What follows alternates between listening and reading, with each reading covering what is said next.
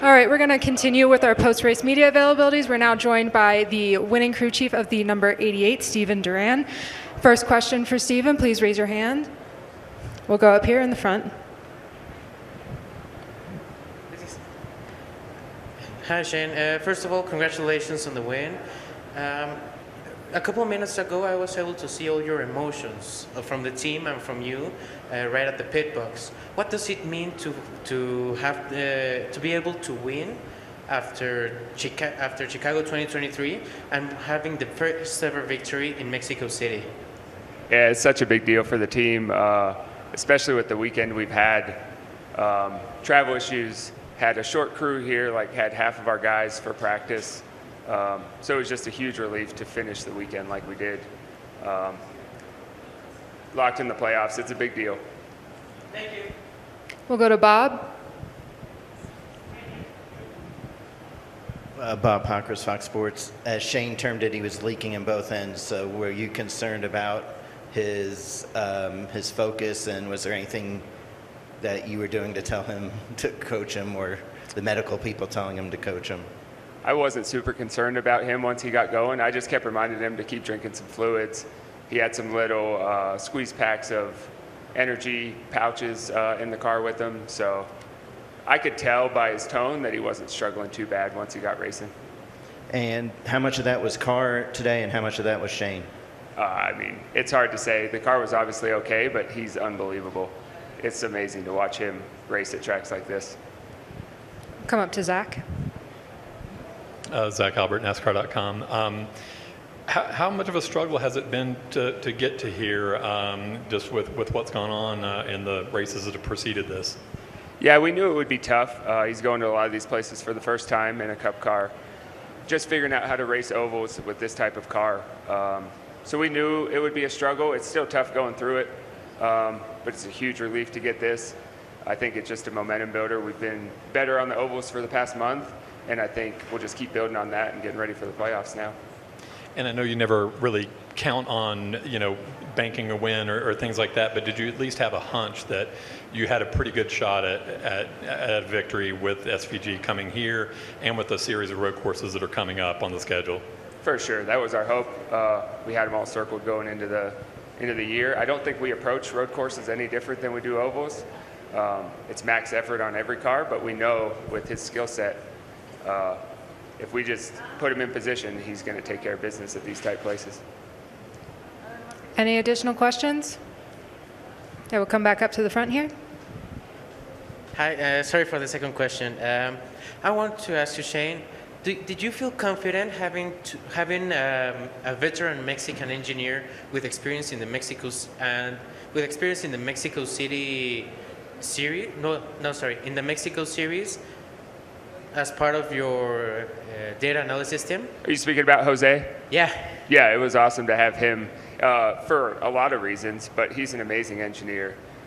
He's been an amazing person to have in the city, guide us around, show us some cool stuff.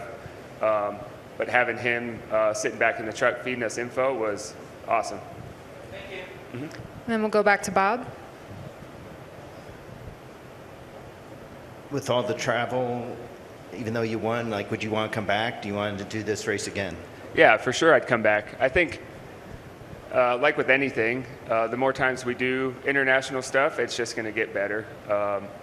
There was some rough stuff that it was out of everybody's control with the airplane. We did the best we could out of it, brought down the bare minimum to get through practice, and luckily had everybody here yesterday and kind of regrouped, refocused. Yeah, I would definitely come back though. Additional questions for Stephen? All right, well, thank you and congratulations.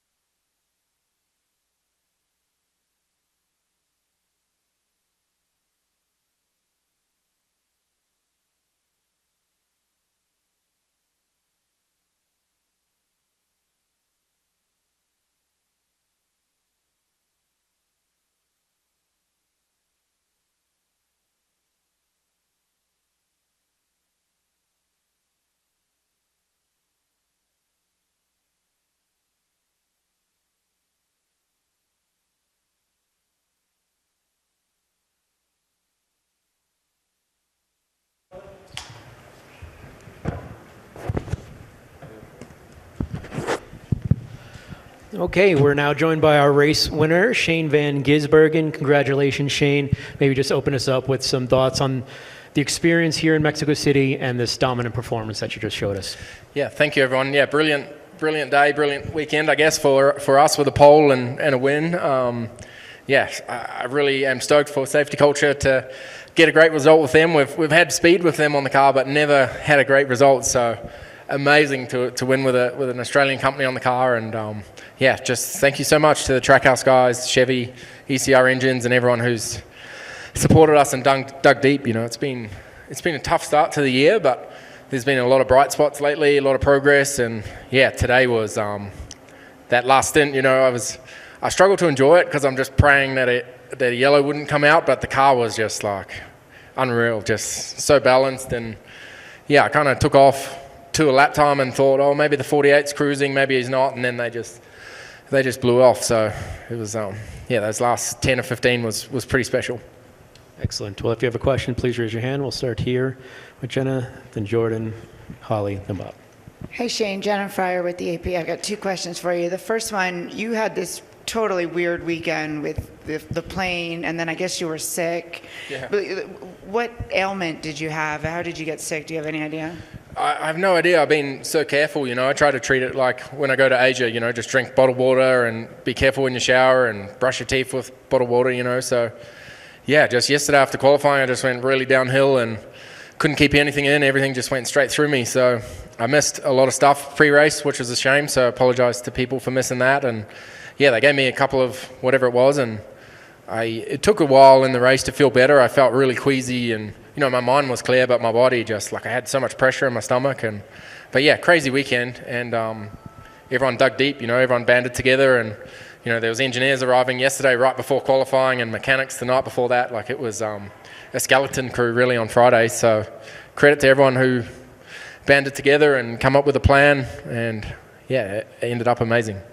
And you mentioned, it's been a tough year. This win gets you into the playoffs. What second life does that give you? How are you feeling now? It means everything to us. That's essentially why I'm here, right? So, but I am getting better and more competitive in ovals. I said earlier, my average oval running position's gone from 85th to 10th to 20th or 10th to 15th on a good day. We're really making a lot of progress, and I've sort of just not been forcing it. I've been methodical, got better every week, I feel like, and it's been really fun working with my 88 crew the last, all year, but the last couple of months, it's been great to show some improvement and be competitive. Jordan Bianchi, the Athletic. Kind of following up on that, there's 5 road courses during the regular season. What is the pressure like going into one of these races, knowing, it's one of 5 to get kind of in the playoffs, where things are at for you guys?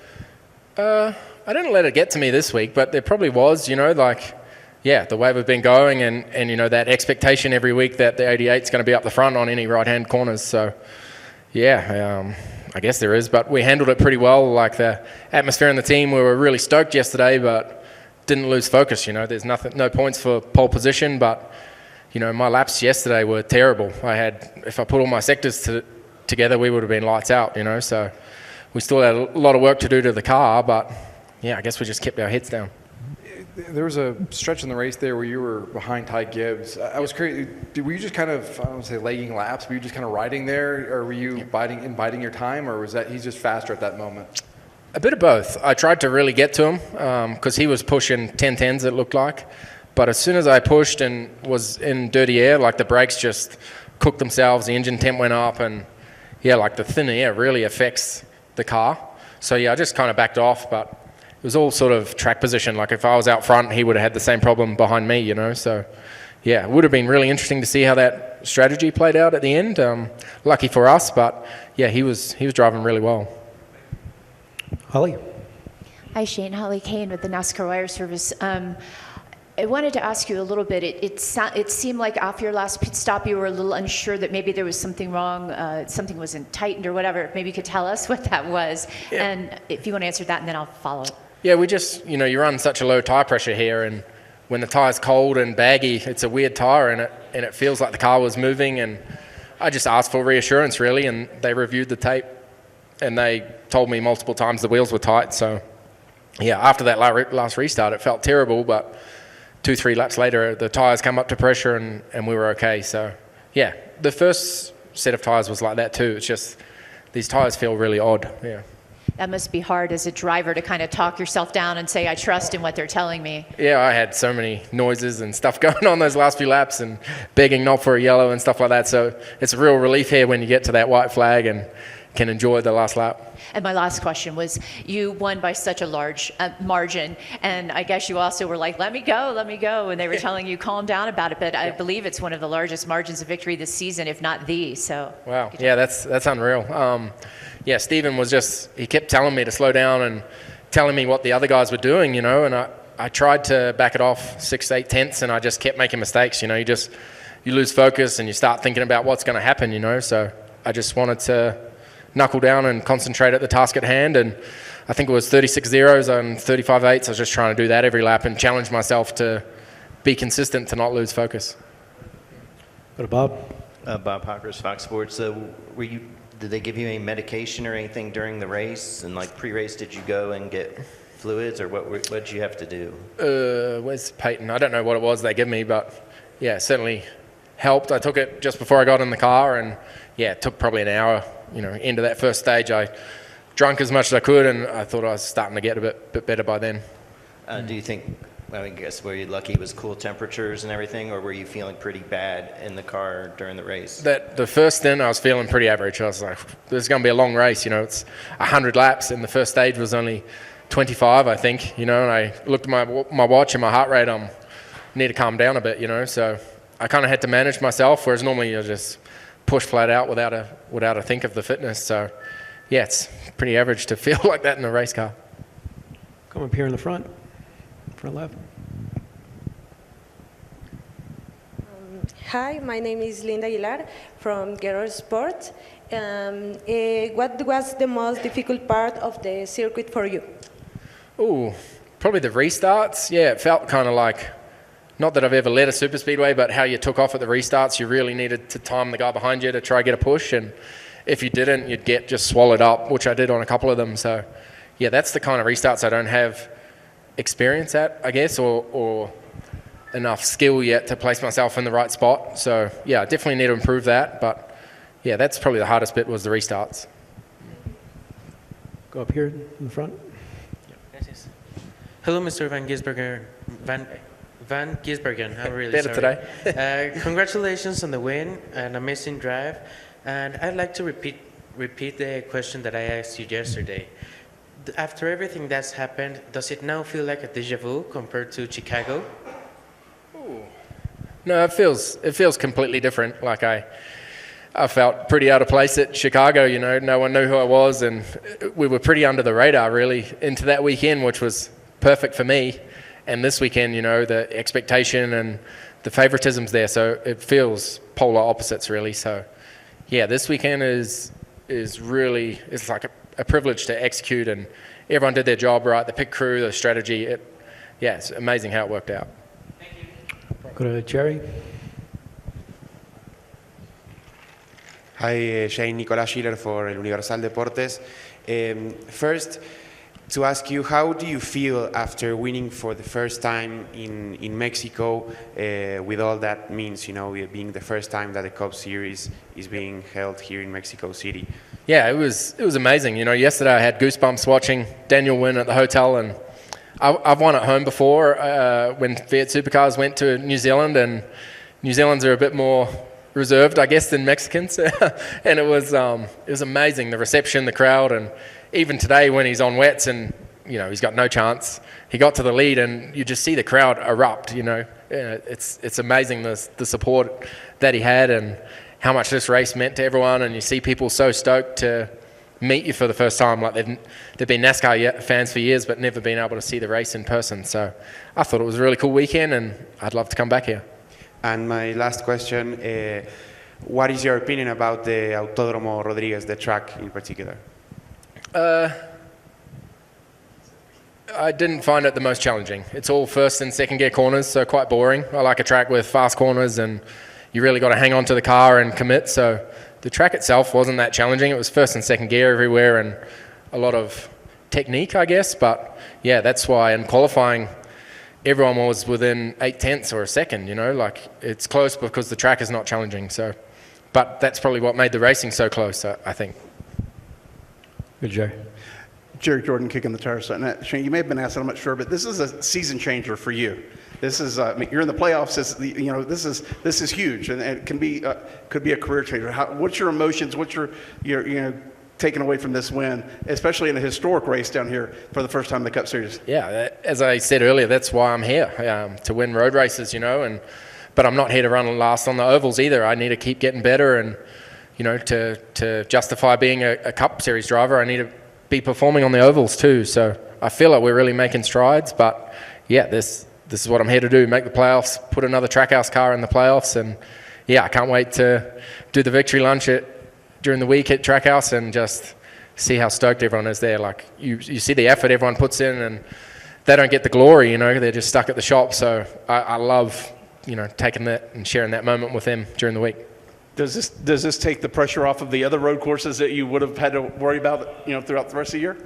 Maybe, but it might change. It changed last year how we raced. We won the race at Portland, then we started racing for playoff points, and it changed our approach to the races with flipping straight stages and stuff like that. So now we're trying to get as many playoff points as we can. So yeah, I guess it does take some pressure off because we can freestyle a little bit more, but every race we go to, the expectation's going to be there.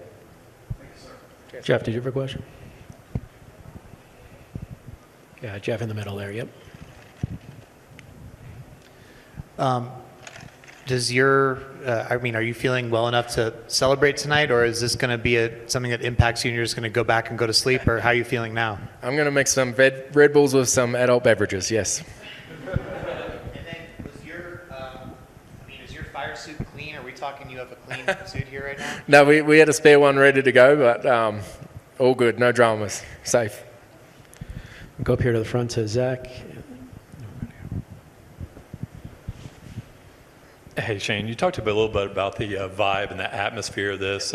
Did it meet up with your expectations, and how maybe did it compare to some of the other events that you've raced in around the globe? Yeah, I tried not to have expectations coming here, just have an open mind. It's a fresh place, and I did as much study as I could, but I didn't know how we were going to be received, what the city would be like and stuff like that. So yeah, it's a cool place. I'm not a city person, so I'm looking forward to getting back to the farm at Mooresville and chilling out, but it's a cool place. Go over here. Okay. Hi, Shane. Congratulations. I would like to ask you, do you think that Mexico should stay in the NASCAR Series Cup calendar for the next years? And how important is the voice of you as drivers for making this possible? Thanks. Is it not locked in for next year? No. Okay. Well, I'd love to come back. It's always cool going to different places, but I have no say in it. So, but yeah, I think everyone seemed to enjoy themselves. The racing was cool, so I'd love to come back. Go over here. Yep. Hi, Shane, Angie from Reuters. I'm really curious about what Max Verstappen told you. I'm amazed to hear that you said the track wasn't challenging at all. Yep. So I'm curious, did he say that? Well, I just look for every advantage I can. I know he's raced here in the rain, and he's a friend of mine. And I walked out onto pit road this morning, and it was amazing how slick it was. Normally on a wet circuit, the tarmac has grip and the white lines are slipperier. It was the opposite. It was like ice, how slippery it was out there. So I just reached out to him. Was the grip online, offline?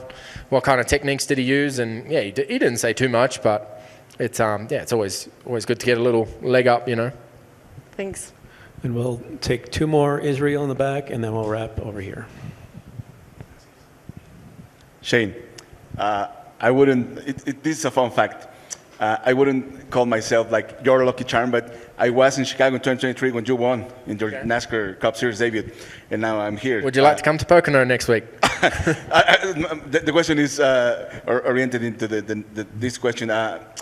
How much are you willing? NASCAR in 2026 has a new venue, because obviously, those are the places you're shining bright.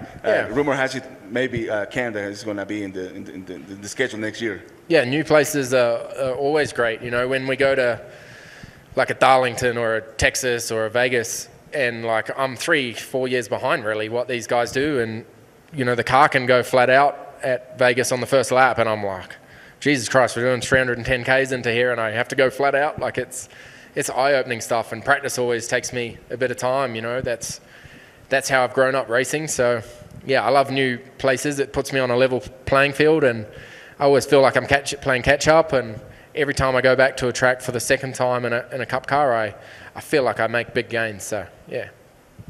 We'll finish up over here. Congratulations. How special will the Hermanos Rodriguez racetrack be in your career? Oh, certainly up there. Yeah, I've been very lucky to take part in some great races, win a few majors, I guess, and yeah, this is certainly up there. It probably hasn't sunk in yet, but yeah, I've as I said, been lucky to race in Europe, Asia, and I never raced here, you know. So yeah, it's you know, there's a couple of places left I'd love to go and race, but yeah, I'm stoked to tick off another cool race. Well, congratulations, Shane. Thank you so much, and good luck in Pocono next weekend. Thank you, everyone.